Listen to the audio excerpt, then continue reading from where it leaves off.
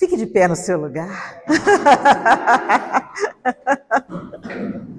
Esse lugar é cheio de significado, né, para nós mulheres, porque num tempo que o pessoal fala que a Bíblia é um livro machista, né? No Antigo Testamento a gente vê Deus convocando Débora para suas fileiras, né? A única juíza sobre Israel. Vale lembrar que os juízes, eles reinaram, eles decidiam sobre Israel como reis, né?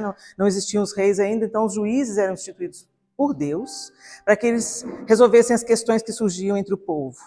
E Deus convoca Débora. E Débora era uma mulher casada. Olha que interessante, né? Débora, mulher de Lapidote, logo no início do livro é dito isso. E normalmente Deus convoca as mulheres para uma coisa tão específica, assim, que era uma coisa de homem, vamos dizer assim, uma posição masculina, normalmente quando os homens se calam naquilo que eles teriam que assumir um papel, aí Deus levantou Débora, né? E a gente vai falar um pouco sobre isso na pregação. Mas eu queria que você fechasse os seus olhos e você agradecesse ao Senhor, porque você nasceu mulher. Que presente que é, gente. Que presente que é a gente ser mulher. Às vezes a gente pragueja tanto, fala assim, ai, vou matar a Eva, se eu tivesse no lugar da Eva, né?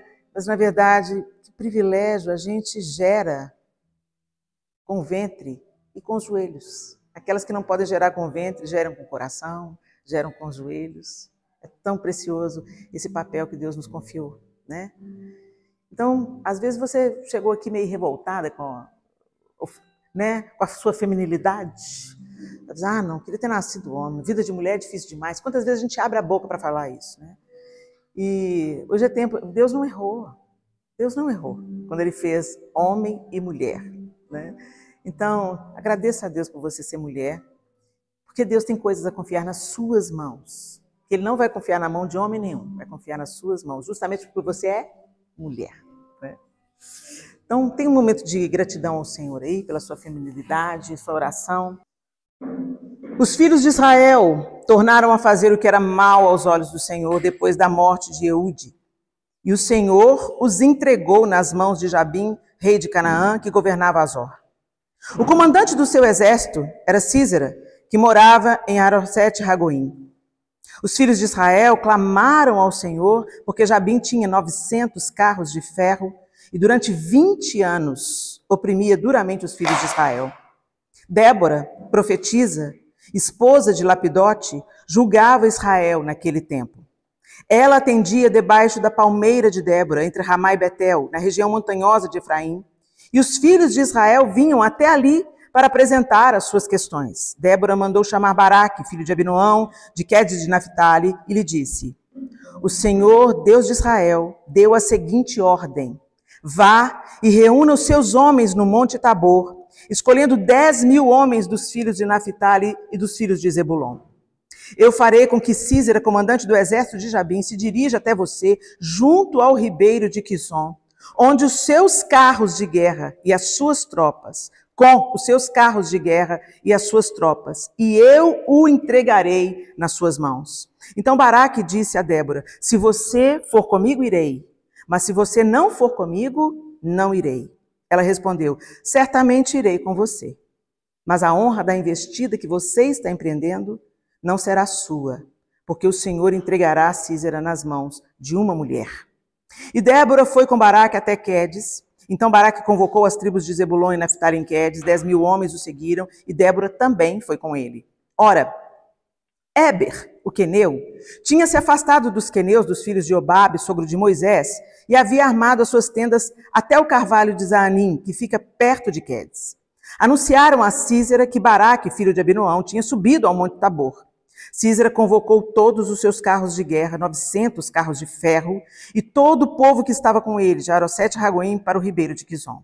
Então Débora disse a Baraque: prepare-se, porque este é o dia em que o Senhor entregou Sísera em suas mãos. Não é verdade que o Senhor está indo à sua frente? Então Baraque desceu do Monte Tabor e 10.000 homens o seguiram. E o Senhor derrotou Sísera, todos os seus carros de guerra e todo o seu exército a fio de espada diante de Baraque. E Sísera saltou do seu carro e fugiu a pé. Mas Baraque perseguiu os carros e os exércitos até Harosete-Ragoim, e todo o exército de Sísera caiu a fio da espada, sem escapar nem sequer um. Porém, Sísera fugiu a pé para a tenda de Jael, mulher de Éber, o queneu, pois havia paz entre Jabim, rei de Azor, e a casa de Éber, o queneu.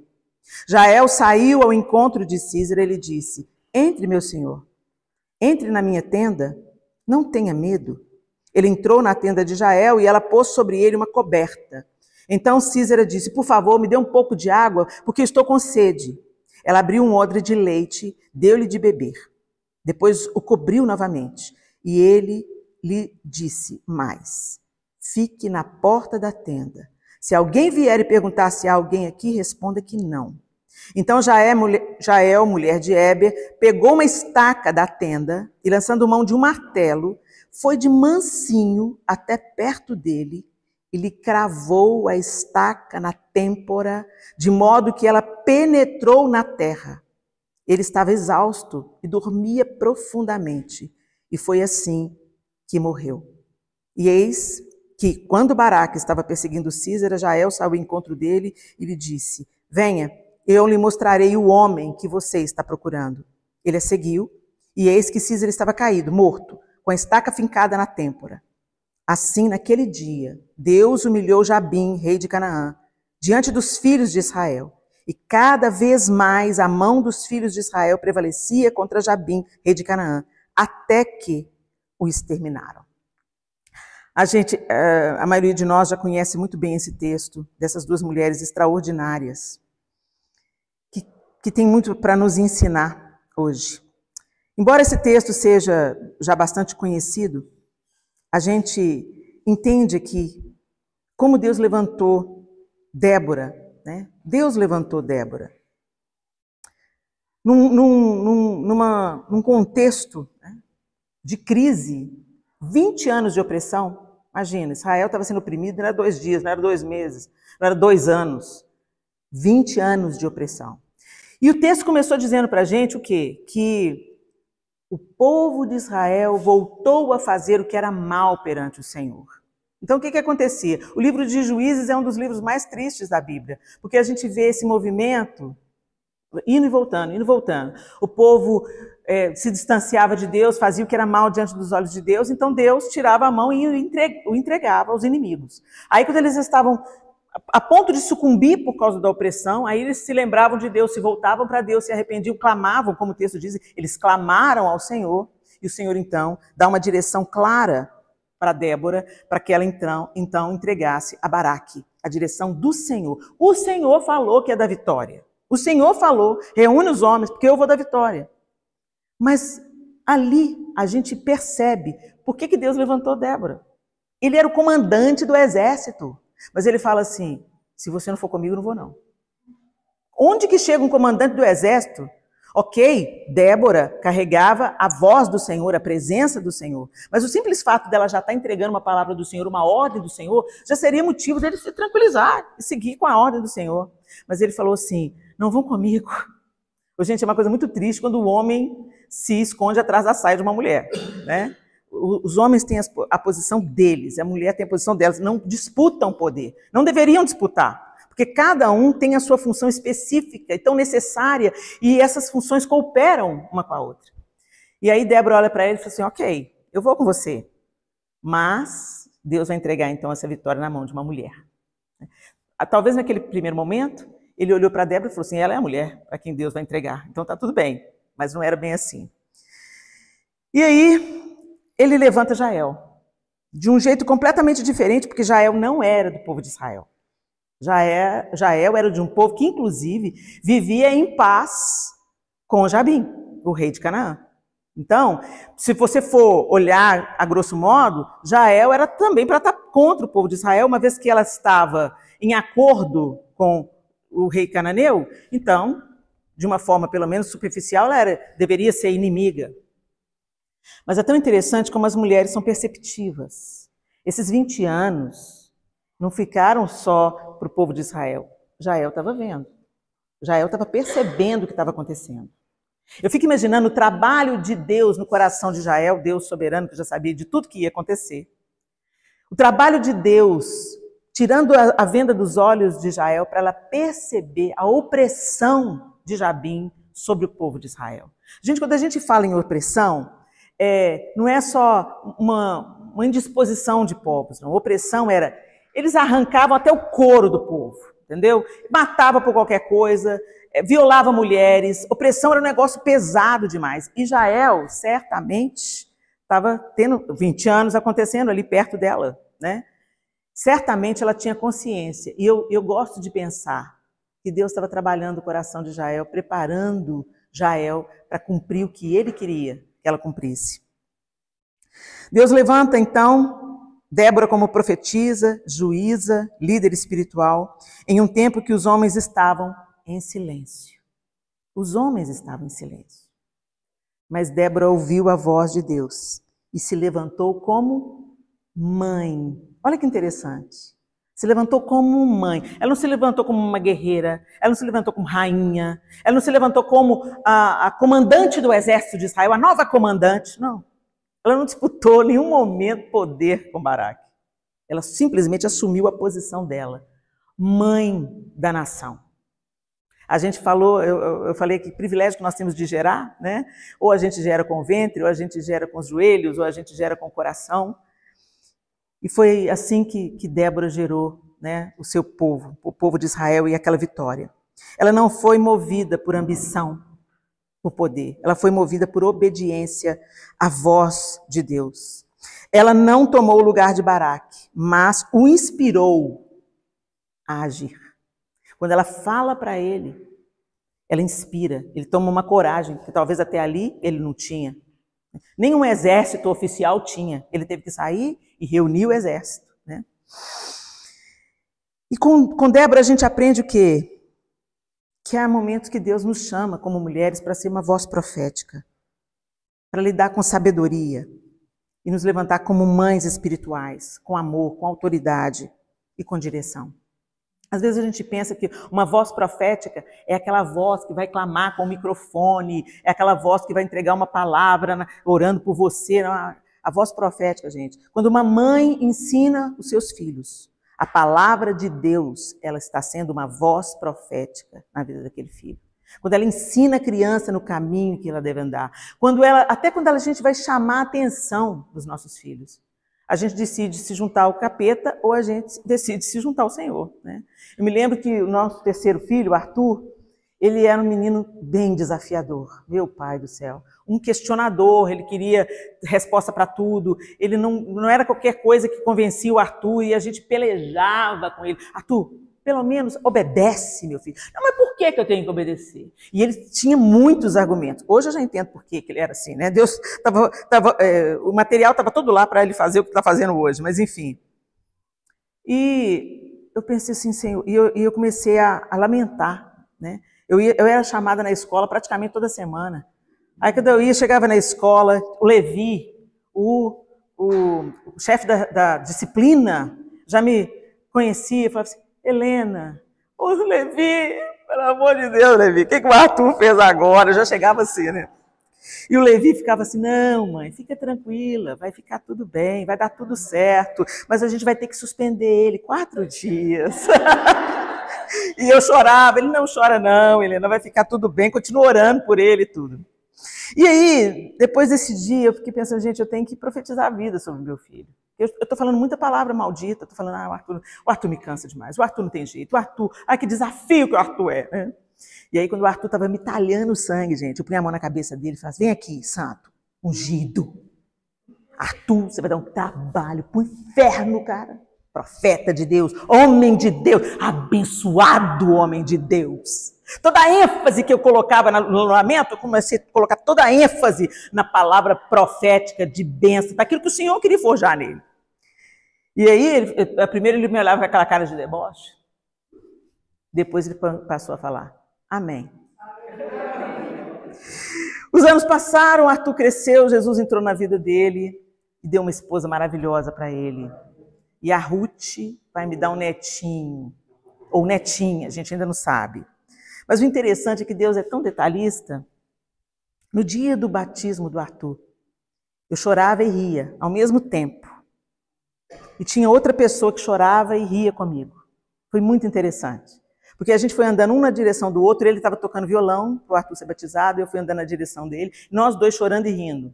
Não era o João, era o Levi. Aquele chefe da disciplina. E o Levi é o pai da Ruth, o sogro do Arthur. Fala se Deus não é detalhista, gente. Então não subestime, gente. Não subestime o que Deus quer falar na sua boca. Porque o diabo não desperdiça a mão de obra. Se você vacilou, pega a sua boca emprestada. Porque ele é entrão, ele é ladrão. Você não precisa dar autorização para ele entrar. Ele arromba, ele mete o pé na porta e entra. Ainda mais se você deixar a porta destrancada. Né? Ele vai entrar e ele vai usar a sua boca para amaldiçoar a sua geração. Mas não é isso que Deus quer. E Ele quer te levantar como uma voz profética sobre os seus filhos, sobre os seus netos, sobre os seus bisnetos, sobre o seu marido, sobre os seus irmãos, sobre sua mãe, seu pai. Onde Deus te colocar, no seu trabalho, na escola onde você é uma voz profética. Voz profética não tem nada a ver com, sabe, glamour, nada disso. A voz profética é ser a catalisadora da voz de Deus. Ele vai usar a sua boca para ministrar ao coração das pessoas. A gente aprende isso com Débora. E com Jael a gente aprende o quê, Helena? Com Jael a gente aprende a agir na hora certa. Ah, a gente que é mulher, Jesus amado. Como a gente quer dar um jeitinho para Deus. Como a gente dá sugestão para Deus. Eu mesmo vivendo essas coisas com o Arthur, falava assim, ô Deus, ô Senhor, aqui, o Senhor podia mandar fulana? Sabe como? A gente fica encomendando os profetas, né? Ô Deus, pega ele na curva, né? Mas Deus queria me pegar na curva, né? Enfim.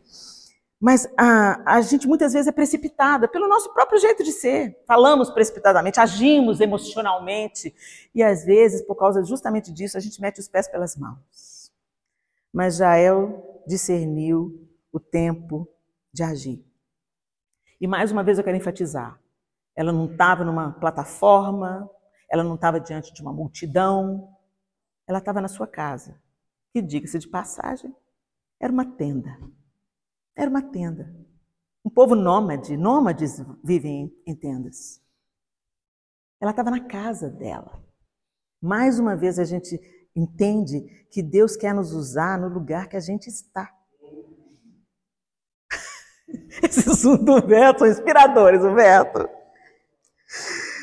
Mas quando chegou a hora, quando chegou o momento, ela não hesitou, ela não pensou duas vezes. E ela agiu com sabedoria. Né? Ela podia ter falado, não, pelo amor de Deus, passa reto, você não vem trazer confusão para mim não, que Baraque já deve estar vindo aí atrás de você. Entra aqui, Senhor, entra aqui. Aqui você vai ser protegido. Né? Foi essa impressão que certamente Císara teve. Com coragem e com discernimento, Jael usou o que ela tinha nas mãos. O que precisa para armar uma tenda, gente? Além da lona, né? Estaca e martelo. Ela usou as armas que ela sabia. Ela tinha habilidade para usar estaca e martelo. Às vezes a gente fica de olho no que Deus deu para outra. Ah, mas a outra tem uma linda voz. Ah, mas a outra, ela tem o poder da palavra. Não, a outra quando ora não é... Sabe? Oh Deus, por que você não me dá o dom da fulana? Gente, no reino não há disputa. Todas nós somos importantes, cumprindo a nossa função e funcionamos num todo. A gente faz parte de um corpo. A gente não percebe nada de uma competição entre Jael e Débora. Estava cada uma governada por Deus, seguindo aquilo que tinha que seguir, obedecendo aquilo que tinha que obedecer. Nós menosprezamos muitas vezes as armas que Deus coloca nas nossas mãos. E aí a gente pode lembrar de Davi. Gente, Davi não foi com a armadura de Saul. Ele foi com aquilo que ele sabia manejar. Funda, pedra, né? Tanto que ele foi ridicularizado. Né? Primeiro ele é ridicularizado pelo seu próprio irmão. O que você veio fazer aqui? Para quem você deixou aquelas poucas ovelhas no deserto? Eu conheço a presunção do seu coração que você veio para ver a batalha. Que presunção que tem de ver a batalha. Ele já menosprezou o que ele fazia, o ofício dele. Aquelas poucas ovelhas no deserto. O que você veio fazer aqui, seu intrometido? Então, primeiro ele teve que vencer alguém dentro da casa dele mesmo, né? Alguém da família, alguém que ele admirava, certamente, o irmão mais velho. Mas depois ele teve que ter consciência que não era a roupa de Saul, mas ele estava indo contra Golias no nome do Senhor dos Exércitos. Então não menospreza a arma que você recebe. Jael não pegou a espada, talvez que Císera estivesse carregando. Né? Ele estava armado, ele estava numa batalha, ele devia ter uma espada. Ia ser até mais fácil, porque você já pensou a força que você precisa de imprimir para você furar um crânio? Para você atravessar a têmpora de tal maneira que ela atravessa a sua têmpora e entra, fica fincado na terra. Ele ficou preso na terra pela cabeça. Gente, é um negócio violento demais. Tinha uma força sobrenatural sobre ela. Além do dom que ela tinha, a gente sabe que uma mulher, nas suas funções físicas normais, uma dona de casa, estou falando de uma lutadora de UFC, estou falando de uma dona de casa, apesar daquelas mulheres serem muito vigorosas, a gente sabe que hoje, para um médico abrir um crânio, precisa de serra, né? Então, eu creio que tinha uma força sobrenatural sobre a mão de Jael. Mas ela tomou a iniciativa de obedecer. Ela tomou a iniciativa de ser a intervenção entre a opressão, a injustiça e aqueles que estavam sendo vitimados por ela. Então, sempre a gente vai ter uma oportunidade de intervir com justiça numa situação de injustiça. E muitas vezes a gente, não vou fazer isso não, não chega com isso não. Essa guerra não é minha, eu, hein? Não, vou me cancelar. Quanta gente nessa guerra de Israel fechou a boca para não ser cancelado? Isso é covardia. Isso é covardia. Se tem uma injustiça sendo praticada, Deus nos deu a habilidade de interferir, mesmo que seja com instrumentos pequenos, mesmo que seja uma estaca e um martelo, o Deus Todo-Poderoso vai usar aquilo para abençoar, para libertar e para derrotar o inimigo. Então não menospreze o que Deus te entregou não, minha linda. Deus te deu alguma coisa única, uma habilidade, uma sensibilidade às vezes. Às vezes você é aquela mulher que sabe ouvir. Vocês já pensaram, gente, que se as mulheres soubessem ouvir, se a gente desenvolvesse mais uma escuta ativa, quantas pessoas não iam tirar a própria vida? Quantas pessoas podiam desistir de um suicídio? Porque hoje ninguém escuta ninguém. Hoje a gente está sempre com pressa, sempre correndo. Ou então se escuta, a gente só balança a cabeça, liga no automático se o assunto está chato, sei. Mas não tá tendo uma escuta generosa, ativa, acolhedora. Mas o que é a escuta? A arma que Deus pode usar para impedir que uma pessoa se autoextermine.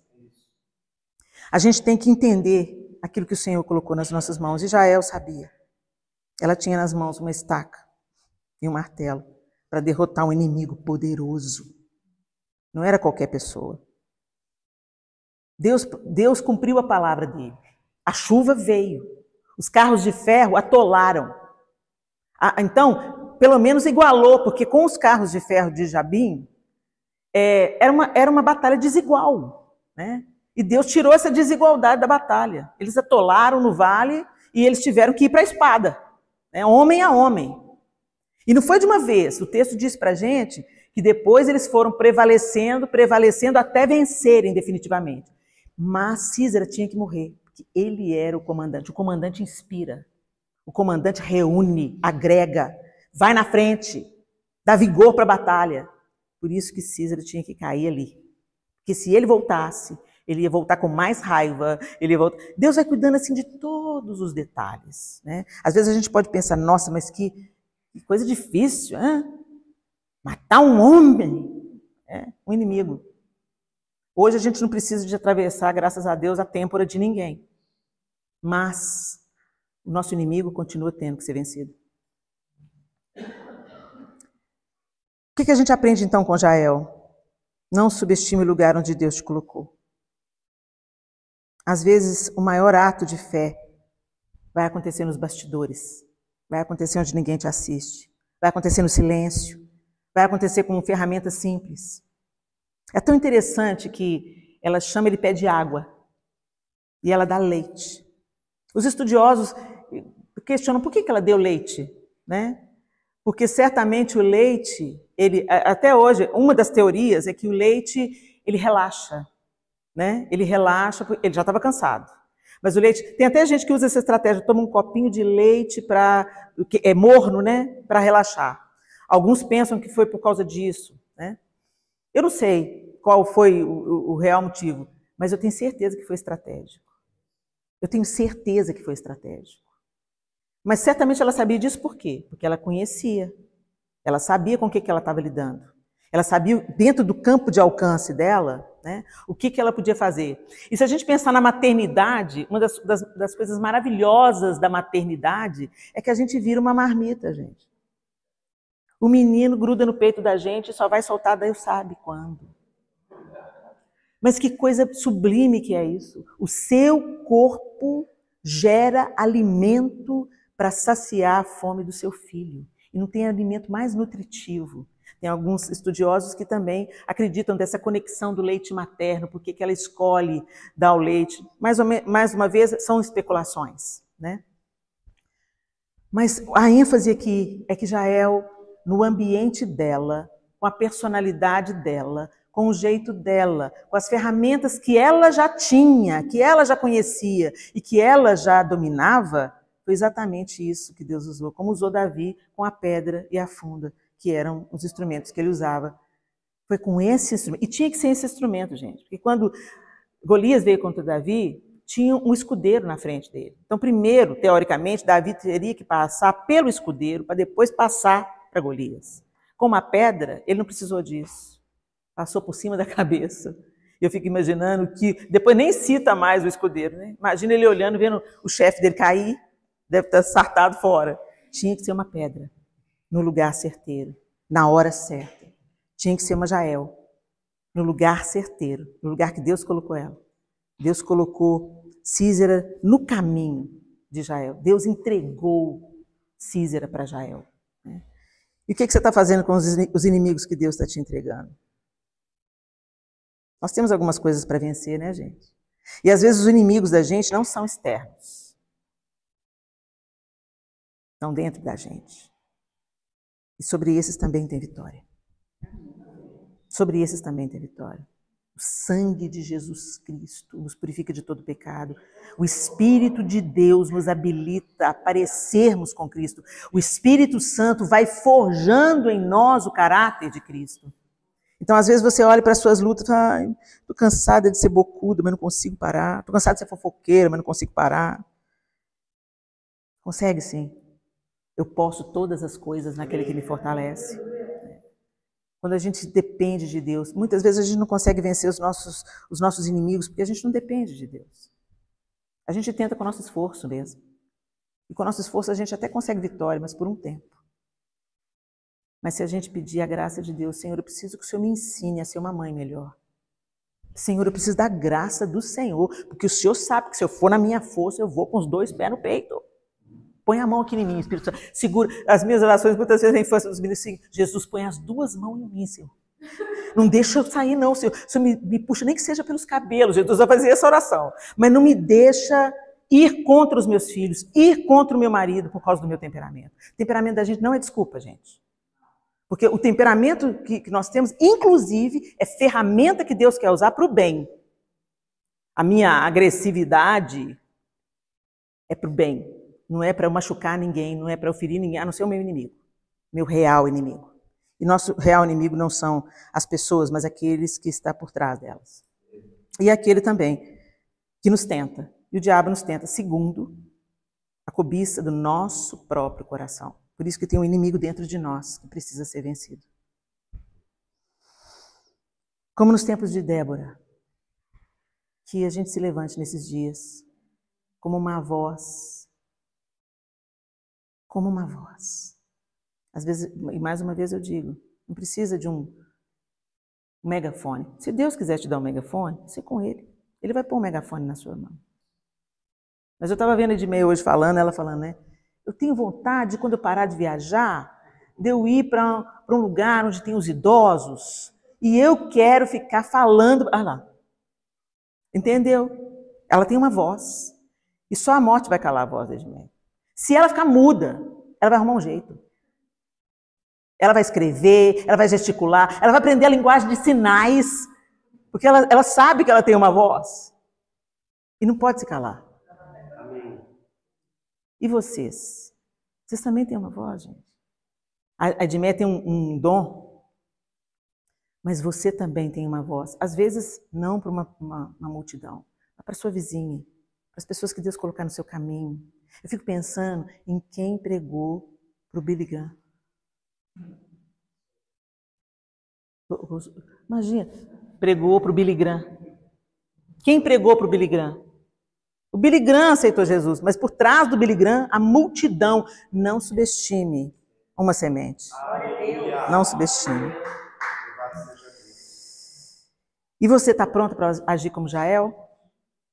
Ser uma voz é o primeiro ponto, mas agir como Jael. Às vezes a gente vai ter que ir com violência contra a injustiça, com determinação, com autoridade. Não, você vai fazer. Às vezes acontece, infelizmente, ainda muito, no contexto da igreja, de uma criança estar sendo abusada, por exemplo. E aí se descobre que a criança estava sendo abusada. E aí todo mundo acha um absurdo. Mas ninguém faz nada para parar aquilo. Às vezes a própria mãe fica sabendo, mas faz ouvidos de mercador, não quer saber, porque vai gerar muito problema, eu vou ter que sair de casa, eu não tenho como me sustentar. E a gente começa a colocar um tanto de... Não posso abrir a boca aqui não, eles estão zombando de Deus, mas eu preciso desse emprego. A gente precisa de ser a voz de Deus na hora certa para silenciar o nosso inimigo, e às vezes vai ter que ser com violência. Você não vai bater em ninguém, mas com determinação. Não é isso não. Não é isso não. Não. Vai parar o abuso. Mas não tem para onde vai para minha casa. Vai para minha casa, mas não vai abusar esse menino mais não. Mas muitas vezes a gente não quer se comprometer. E não tem jeito, gente, quero falar com vocês. Não tem cristianismo sem compromisso. O grande problema que a gente está vivendo hoje no século XXI é uma igreja, entre aspas, sem compromisso. Uma igreja consumidora. Eu vou na igreja e aí eu ouço o pastor e eu canto as músicas, uau, e tem luzes. Aliás, as igrejas estão parecendo mais uma boate, uma balada. Uau, que legal, que clima legal. E aí sai e vai viver a sua vida do mesmo jeito. E fala que é cristão evangélico e anda com uma camisa. Jesus salva. Exatamente, cura e batiza. E é a verdade. Só que você conta para todo mundo, mas você não vive. E o Senhor está nos chamando para um tempo de compromisso, gente. Os dias não são fáceis. Os dias não estão fáceis. E nós precisamos de nos comprometer com o Senhor para sermos uma voz e termos com as nossas ferramentas em punho o poder de interferir entre o opressor e o oprimido. Nas situações de injustiça, erguer a nossa voz. Não a nossa, mas emprestar a nossa voz para aquilo que o Senhor quer dizer. Aleluia. Feche os seus olhos.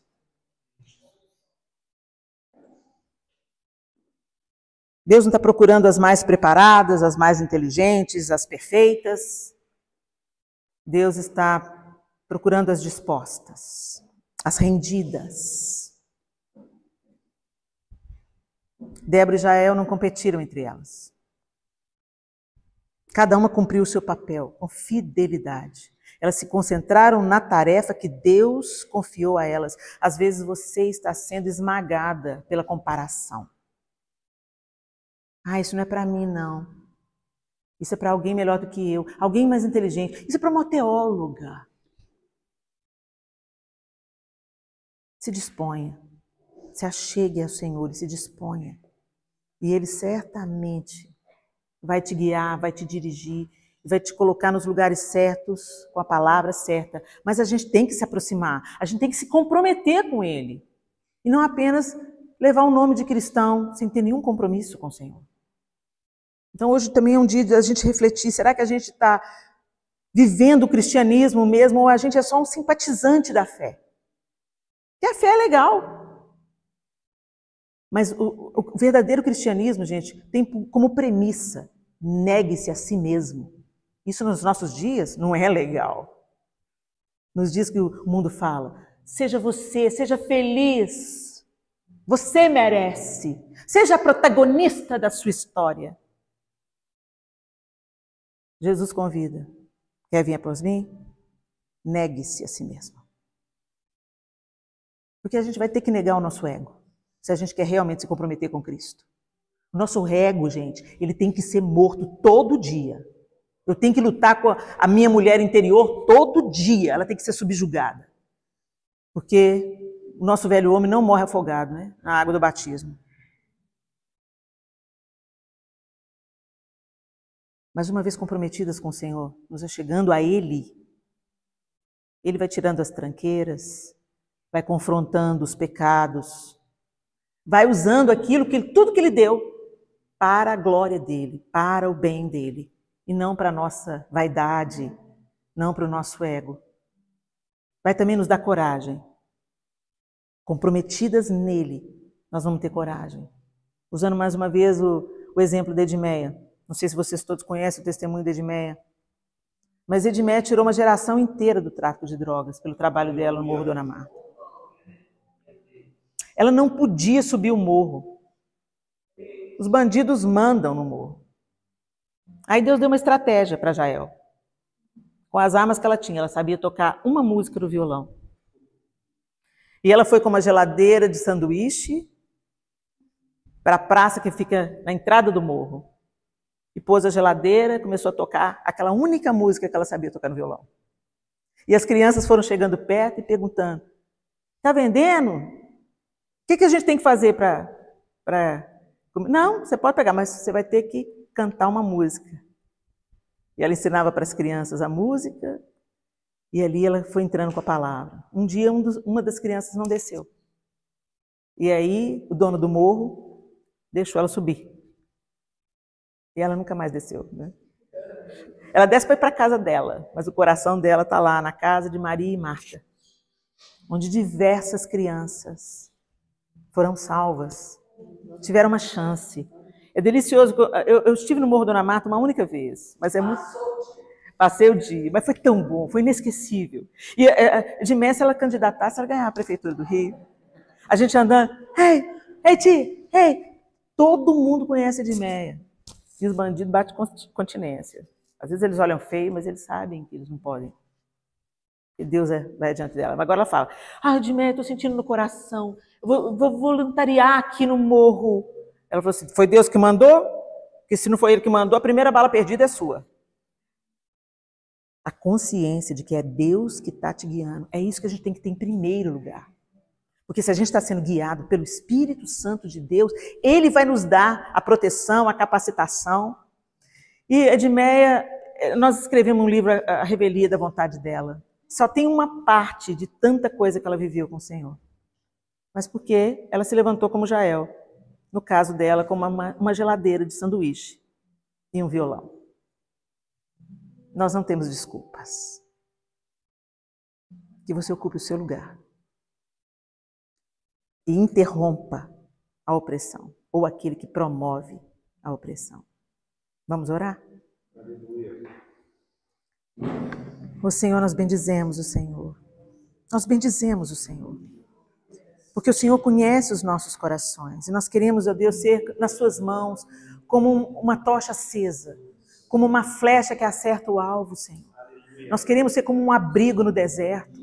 Ó Pai, levanta-nos, Senhor, no lugar onde nós estamos. Nos faz florescer no lugar que o Senhor nos plantou. Nos perdoe porque muitas vezes, Senhor, nós ignoramos as ferramentas que o Senhor nos deu. Ó Pai, em nome de Jesus, pedimos perdão ao Senhor.